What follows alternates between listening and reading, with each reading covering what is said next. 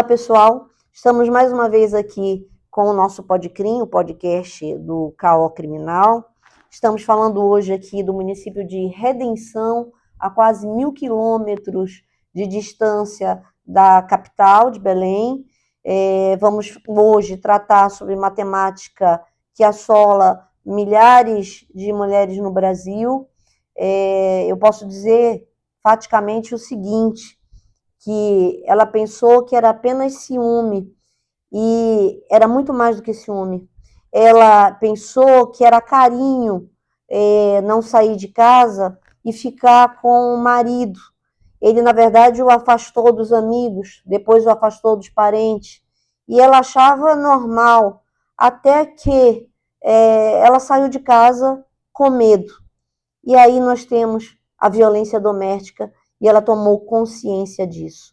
Então, essa temática, ela inclusive, alguém pode estar nos assistindo agora, é uma temática que nós vamos lidar aqui com o nosso colega, o doutor Vitor Nunes, que vai fazer a apresentação dele. Eu sou a doutora Lisete Nascimento, promotora de justiça de terceira instância de Belém do Pará, também coordenadora do Centro de Apoio Criminal, e o doutor Vitor Nunes aqui vai fazer a apresentação dele aqui no nosso podcast. Bem-vindo, Vitor. Doutora Lisete, muito obrigado. Realmente destacar a honra por esse convite que a senhora fez. Eu me chamo Vitor Nunes, sou promotor de justiça, sou graduado em Direito pela Universidade Federal Tocantins, mestre em Direitos Humanos também pela Federal Tocantins e atualmente doutorando em Gestão de Políticas Públicas. É uma imensa honra estar ladeado da senhora, que ostenta uma vasta experiência na área, mais de 3 décadas no cargo de promotora de justiça. Certamente vai ser muito produtivo o debate, essa conversa, que acaba também por ampliar a publicidade desse tema e também alcançar quem precisa ser alcançado. São Com as mulheres certeza. que vivem esse tipo de violência. Com certeza, Vitor. Vocês já viram aí a graduação toda do Vitor, a pós-graduação dele, o mestrado, o doutorado. Então, hoje eu que me sinto homenageada aqui com a sua presença, viu, Vitor? Nós temos muita coisa aqui a mostrar ao nosso público, não só aos nossos colegas de direito, mas, volto a dizer, ao público em geral, uma vez que o Podcrim ele vai para o canal do YouTube. Então, vai ser assistido por várias pessoas. Vitor, a palavra está com você. Nós iniciamos esse ciclo de violência que não é de agora, né?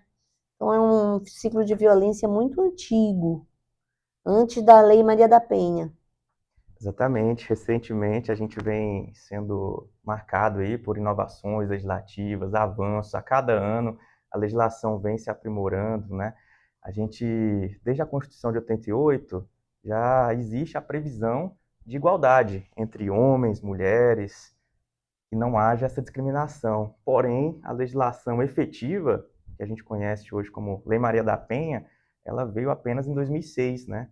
Após a condenação do Brasil nas Cortes Internacionais de Direitos Humanos, que resultaram nessa legislação que a gente tem hoje, a Lei 11.340, que ano após ano vem sendo aprimorada. Nós tivemos avanços significativos recentemente com a Lei 14.994 de 2024, que torna mais robusto e combate a impunidade nos crimes caracterizados como violência doméstica, em especial a capitulação do feminicídio como um tipo autônomo, que desde 2015, pela Lei 13.105, já era uma qualificadora do homicídio, mas que hoje, a partir de outubro de 2024, tem essa dissociação como um crime autônomo. Deixa de ser uma qualificadora e passa a ser um crime autônomo, com pena severa, pena robusta, compatível com a gravidade da conduta. Eu destaco essa relevância porque às vezes a gente pensa, aumentou a pena, mas aumentou quanto? Isso impacta diretamente o nosso trabalho mesmo enquanto promotor de justiça, uma sustentação do tribunal do júri, por exemplo, que antes a pena mínima era 12 anos, se reconhecesse a qualificadora, mesmo sendo 3 qualificadoras, não chegava ao patamar que é hoje, um mínimo de 20 anos, né? Exatamente, Então, a gente Vitor. tem toda essa ganho legislativo que representa grandes avanços, né? Se a gente pega de 2006, 2015, qualificadora, feminicídio, e agora 2024, a gente vem percebendo essa alteração legislativa que, certamente acompanhada de políticas públicas que visam proteger a mulher, certamente ao longo dos anos vão contribuir para que haja a redução desses casos que, infelizmente, é uma realidade de muitas famílias. É isso, Vitor. Eu posso te dizer que, como você disse aí, são 3 décadas, e antes da Lei Maria da Penha, era muito frustrante, era frustrante demais atuar quando havia violência doméstica e não havia essa Lei Maria da Penha. Era simplesmente tratado, Vitor, como crime de menor potencial ofensivo. Ia para os juizados especiais e ali a mulher muitas vezes humilhada, a mulher fisicamente ofendida, ali se fazia uma transação penal com o Estado, se pagava a cesta básica antes da Lei Maria da Penha, e ali findava tudo. Quer dizer, a mulher, na verdade, era muitas vezes humilhada 2 vezes. E eu lembro, sabe, Vitor, noveleira que eu sou, eu lembro de 2003, antes dessa lei, uma novela que se chamava Mulheres Apaixonadas. E nessa novela já se trazia essa realidade que eu estou falando agora, como promotora de justiça que sou. Existiam dois personagens, a Raquel e o Marcos. Eram era um ex-casal, ela era perseguida por ele. Hoje nós poderíamos até classificar como stalking, mas ela era perseguida por ele à época, em 2003, essa novela. E ele, na verdade, ofendia bastante a integridade física dessa mulher todas as vezes que ele a encontrava. Ele, na verdade, humilhava bastante, e ela sempre com um voto de silêncio, nunca procurava a justiça. E quando ela foi procurar a justiça, ela, numa das falas dela, ela diz que ela foi humilhada 2 vezes, porque a legislação, na verdade, aquela agrura toda de agressão, a legislação, na verdade, findou com uma transação penal, ele pagando cesta básica, continuando posteriormente a isso ao ciclo de agressão, e assim ficou. Então, assim, Vitor, eu pontuo muito, até porque eu venho de umas décadas aí antigas, que a Lei Maria da Penha, em 2006, ela fez toda a diferença. Principalmente, Vitor, porque ela trouxe sinais específicos de violência, porque nós utilizávamos a violência só como violência física. Mas não, a Lei Maria da Penha trouxe a violência física, a violência psíquica, a violência moral, a violência patrimonial, e ela trouxe o ciclo da violência, Vitor, que com certeza tu sabes qual é. Gostaria que tu falasses aqui para qualquer mulher que esteja passando por esse ciclo, que possa se ver num desses ciclos, num momento de qualquer desse ciclo, para que não faça esse voto de silêncio. Gostaria de que tu falasses aqui para nós como é que é esse ciclo dessa violência dentro de casa, da violência doméstica? Certo, doutora Lisete. Eu costumo, até mesmo na prática do dia a dia, a gente vê como uma escada, esse início da violência. O primeiro degrau, às vezes, começa com uma ofensa verbal, um exercício arbitrário de uma autoridade por cima da mulher, seja namorada, seja esposa, seja um relacionamento curto, um relacionamento longo. É um padrão que se repete. Começa com uma ameaça, um xingamento, que às vezes, pela mulher, é ignorado, às vezes ele vai mudar, mas não, a violência ela vai escalando. No segundo degrau, a gente já tem prática de crimes. A violência patrimonial, a violência psicológica, a violência moral, o menosprezo. E isso vai escalando. Às vezes, uma conduta que reflete um tapa na parede, na mesa, e depois esse tapa, no próximo degrau, alcança o braço, depois o rosto, e a gente vai escalando, até que o último estágio, trágico, resulta no feminicídio. Feminicídio esse que atualmente possui dados alarmantes. O Anuário Brasileiro de Violência da Segurança Pública demonstra que no ano passado, doutora Lisete, foram 1.562 casos de feminicídio. Nós estamos falando aqui de morte de mulheres que foram brutalmente assassinadas, da pior forma possível, com o uso de faca, armas, sendo jogada de prédios, da pior forma possível. Nós não estamos falando de mulheres que são mortas num acidente de trânsito ou por outra causa natural. São 1.562 casos de feminicídio. Mulheres que muitas vezes apanham até morrer.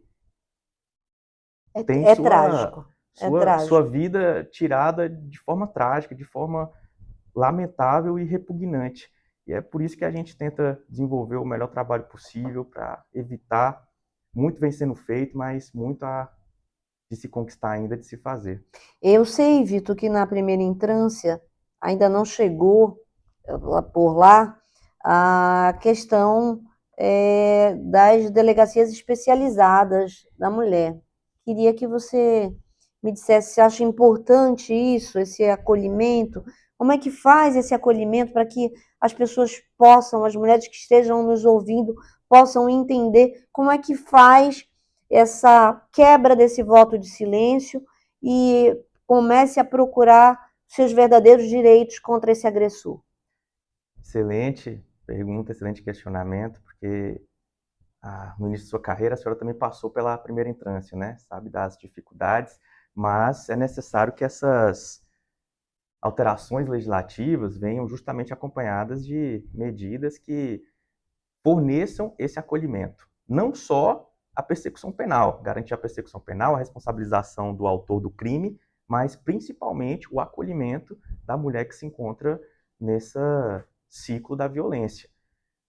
Algumas comarcas de primeira instância já possuem a delegacia especializada, lotada geralmente uma delegada muito capacitada, que dá andamento nessa persecução penal.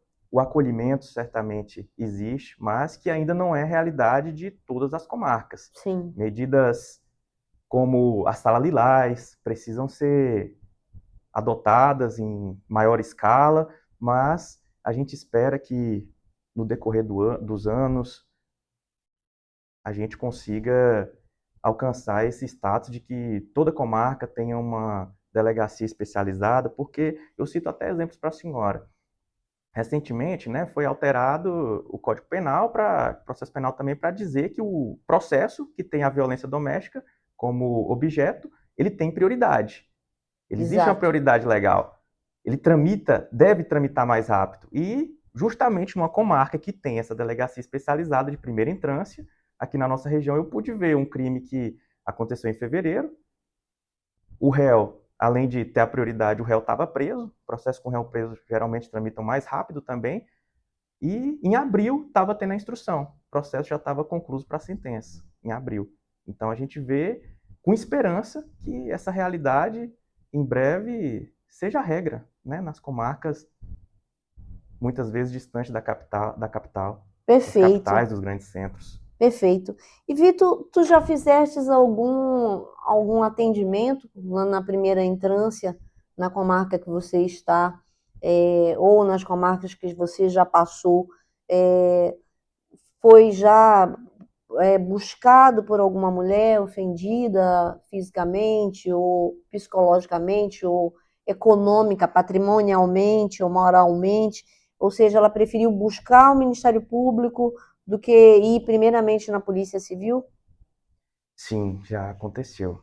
Muitas vezes o Ministério Público atua de forma direta, tem mecanismo para isso, a equipe já é treinada para esse tipo de atendimento, para esse tipo de acolhimento, e a gente já sim registrou atendimento nesse sentido, a gente faz todo o trâmite legal e já dá andamento as medidas cabíveis, né? Utiliza os instrumentos que a legislação nos oferece, tais como medida protetiva, até mesmo já pedido de prisão preventiva, se for o caso, se já tiver os elementos suficientes. Então, a gente tem esse tipo de atendimento e também o tipo de atendimento dos parentes, né? Que eu costumo comentar com os colegas que o crime contra a mulher, ele não é um crime só de uma vítima. Não é a mulher que é só uma vítima. É A verdade. gente vê o feminicídio, é um filho que ficou sem a mãe, é uma mãe que ficou sem um filho. Então, a gente atende também essas vítimas secundárias, que, com muita tristeza, narram o que aconteceu. Você falou em filho agora, e eu me lembrei o seguinte, Vitor, da violência vicária. As pessoas ouvem falar e não sabem o que é violência vicária. Tu podes nos esclarecer para o pessoal que está nos ouvindo em casa, enfim, às vezes até dirigindo, e que esteja acompanhando esse podcast. Certo. Outra inovação legislativa, né, que tira de um tipo que já existia para colocar como um tipo autônomo, né, um crime autônomo, que é Exato. justamente, como a gente estava comentando, é um crime que não tem só uma vítima, é um crime que destrói uma família, que é quando o agressor atinge os filhos, muitas vezes tirando a sua vida, para atingir a mulher de uma forma indireta. Então você tem, além da vítima direta, a vítima indireta, que seria uma mãe que sua vida nunca mais é a mesma depois de perder seu filho, né? Que é justamente isso, a conduta que o legislador visa tratar com maior rigor. E, lastimavelmente, é um crime que nós temos visto acontecer mediaticamente aí, de uma forma reiterada em vários locais aí pelo Brasil, exatamente matar essa mãe exatamente com a ausência dos seus filhos, matar essa mãe com a ausência dos seus pais, né? Enfim, o agressor, ele, na verdade, ele busca essa crueldade, essa perversidade, dessa dor que vai ser imputada a essa mulher para o resto da vida, né? Exatamente. Exatamente, sem dúvida nenhuma. E a resposta estatal também precisa ser à altura da gravidade desses crimes. A mulher que é vítima de violência doméstica, seja ela qual for, a gente falou aqui dos degraus, a vida dessa mulher nunca mais é a mesma. Como é que tu achas a questão, é bom que se fale para que as pessoas tenham conhecimento, a questão das medidas protetivas, porque as pessoas acham assim, eu vou procurar a polícia e vai ficar por isso mesmo, ele vai responder por um crime e vai ficar por isso mesmo. Mas nós temos as medidas protetivas de urgência, inclusive, né? São várias. Então, assim, tu achas que ela veio como um mecanismo maior a trazer, vamos dizer assim, essa certeza para essa mulher de que ela quebre esse voto de silêncio, que ela nos procure a Polícia Civil especializada, enfim, a medida protetiva de urgência, Vitor. O que tu achas sobre isso? Sem dúvida nenhuma, é um excelente instrumento para colocar barreiras. Vamos voltar ao exemplo da escada. Certo. Se a gente tem a medida protetiva deferida, se a mulher busca essa medida protetiva, seja em qualquer órgão, Ministério Público, Delegacia de Polícia, muitas vezes até pela Polícia Militar, onde não tem a delegacia e a sede de comarca, você já coloca uma barreira. Se torna mais difícil esse autor passar para o próximo degrau. É uma primeira barreira. Então, é algo extremamente útil, extremamente necessário, e isso já se reflete em dados, né? Desses 1.562 feminicídios, segundo esses dados do Anuário Brasileiro de Violência, Segurança Pública, 2025, 86% desses casos estavam sem a medida protetiva. E a gente hoje tem ferramentas para fazerem valer essas medidas protetivas, como a decretação da segregação cautelar. A prisão é decretada a medida protetiva. Se o autor não respeitar, o juízo já tem elemento suficiente para determinar a segregação cautelar. Como também o monitoramento eletrônico obrigatório, né? Porque hoje, na verdade, através da lei 15.383, a tornozeleira eletrônica, ela passa, inclusive, alterando a Maria da Penha, ela passa a inserir essa escalada da violência e ela se torna um monitoramento eletrônico obrigatório. Se o juiz não o fizer, vai ter que justificar porque não o fez. Mas tem que colocar lá a tornozeleira no agressor.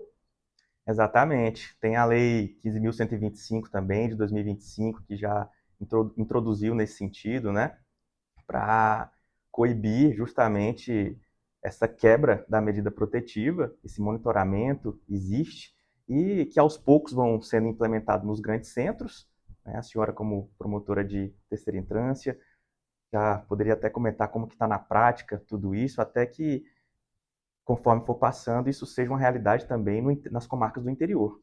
Olha, eu acho que as pessoas têm dito o seguinte: a violência ela tem dado um boom, ela tem, na verdade, se expandido, mas eu creio que hoje as pessoas estão falando, estão procurando, estão, na verdade, acreditando na justiça, nos órgãos da justiça, no Ministério Público, nas instituições, na polícia. E isso faz esse boom, isso faz isso acontecer, isso faz esses processos aumentarem. E nós termos esse mecanismo, esses instrumentos todos, isso é perfeito, porque nós podemos utilizá-los como um freio, né? Exatamente para essa escalada. Então, aquele homem que ia escalando, na verdade, ele freia. Ei, não é bem assim. Nós temos aí um monitoramento eletrônico, nós temos inclusive agora o botão chamado botão do pânico, onde ainda nós não temos institucionalizado, institucionalizado nós temos, mas implementado, o botão do pânico é quando ele quebra a tornozeleira, ou ele rompe com a tornozeleira, ou ele chega próximo à vítima. A vítima pode apertar o botão e vai imediatamente para a delegacia de polícia. E especializada ou não, a delegacia chega rapidamente na casa dela. Isso é prioritário, né? Então, quer dizer, cada vez mais, Vitor, nós temos instrumentos para implementar, para fazer parar essa escalada. O que nós precisamos é que acreditem na gente, que acreditem na justiça, porque nós estamos aqui para protegê-las, para proteger essas mulheres. E essas mulheres, elas têm que ter consciência de que não é, na verdade, silenciando, ou desculpando, ou perdoando, que essa escalada de violência vai parar.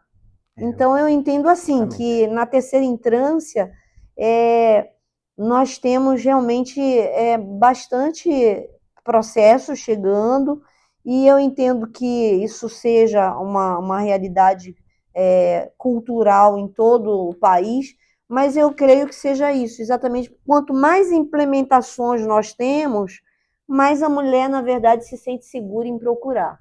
Exatamente. Essa atuação, como eu falei, em duas frentes, né? Tanto a persecução penal, para a responsabilização do autor, quanto a proteção da vítima. Isso passa por diversas políticas públicas a serem implementadas, que resultem justamente no acolhimento e que a gente tenha cada vez mais a redução dessa cifra oculta, que são os casos de violência doméstica que não são contabilizados pelo sistema de justiça, que infelizmente ainda são uma realidade. Mas existem essas barreiras, né? Não são barreiras intransponíveis, mas que certamente dificultam essa escalada. Essa questão da majoração de pena, do homicídio vicário e de outros crimes, como a ameaça, inclusive, 147A, quer dizer, cada vez mais essa coação, que a pena não é só repressiva, ela é preventiva também, ela faz com que a mulher tenha mais, vamos dizer assim, uma maior vontade, uma maior necessidade em buscar e ter certeza de que vai haver uma repressão à altura a esse agressor. Você concorda comigo? Concordo, e o legislador está atento, né, a essas mudanças, porque a gente vê, inclusive, já a senhora mencionou da ameaça 147, tem também a questão do dano psicológico, né, o legislador já trazendo termos como a violência contra a mulher praticada por meio de inteligência artificial, né, algo bem contemporâneo.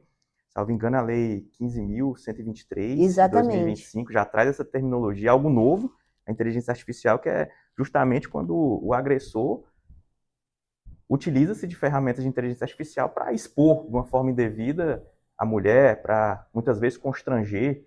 Então a gente já tem até mesmo esse acompanhamento, né, essa atualização legislativa nesse sentido. Mas justamente nessa esteira, assim, falando sobre essas atualizações, eu gostaria de verificar com a senhora justamente essa questão, como era antes, como era o trabalho da senhora enquanto promotora de justiça para fazer valer essas leis que naquele tempo ainda nem existiam, né? Se a gente traça uma linha do tempo, 2006, Lei Maria da Penha, que a senhora até falou, muitas vezes era resolvido com a transação penal. O feminicídio, enquanto qualificadora, apenas em 2015, até chegar no texto legislativo que é hoje. A senhora poderia compartilhar conosco essa... Então, Vitor, como eu falei no início,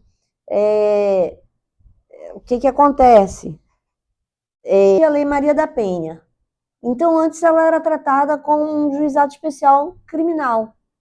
Uma transação penal, um pagamento de cesta básica, simplesmente findava tudo. A mulher que era violentada fisicamente, vamos dizer assim, numa lesão leve, a mulher que era humilhada, ou seja, a violência psicológica, a violência patrimonial, tudo isso se resumia numa transação penal, no pagamento de cesta básica, e era bastante frustrante, como eu disse no início. Hoje não, hoje nós temos já várias implementações, alterações da Lei Maria da Penha, mas eu creio que a Lei Maria da Penha ela veio como divisor de águas. Ela veio realmente para partir daí progredir para que essa mulher tenha essa certeza de que ela pode nos procurar, de que ela pode procurar o Estado como um todo, porque ela vai ter acolhimento e ela vai, com certeza, ter essa prova de que o agressor irá ser punido devidamente. Excelente, é muito gratificante e nos renova as esperanças, né? A gente saber que ao longo dos anos o sistema de justiça vem se aprimorando justamente para realizar esse acolhimento e literalmente fazer justiça em relação ao que acontece, em relação ao que pode acontecer e, acima de tudo, evitar medidas preventivas, como foi dito. Hoje existem mecanismos como a medida protetiva, o monitoramento eletrônico. Então, existem hoje mecanismos capazes de Inclusive a frear e pôr prisão, né? Que barreiras. antes eu te digo que ninguém era preso por conta de violência doméstica. E hoje Antes da já... Maria da Penha, ninguém era preso. Isso, Hoje não, exatamente. hoje para quem nos assiste, existe a prisão em flagrante desse agressor. Exatamente. Hoje já é uma realidade você realizar uma audiência de custódia e o juiz já realizar, mediante requerimento do Ministério Público do delegado de polícia, a conversão em segregação cautelar, por conta de lesão contra a mulher, lesão corporal, lesão física, a depender da gravidade. É isso, pessoal. Então, hoje nós ficamos por aqui. Estamos terminando aqui essa temática da Lei Maria da Penha, 11.340, a violência psicológica, a violência patrimonial, moral e física contra a mulher, ou seja, esse ciclo de violência contra a mulher. E aguardem um novo um novo podcast do Ministério Público do Estado do Pará, através do seu CAO criminal. Eu quero agradecer, Vitor, a sua presença aqui como promotor de justiça de primeira instância e com todo esse seu conhecimento intelectual que o senhor trouxe aqui e, na verdade, está levando a pessoa que vai assistir a esse podcast. Muito obrigada, viu? Eu que agradeço o convite, doutora Lisete.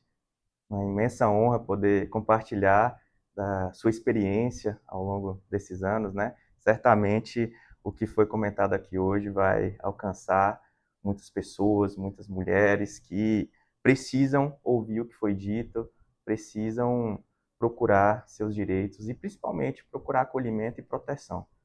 Porque uma mulher, ela precisa ser cuidada, não violentada.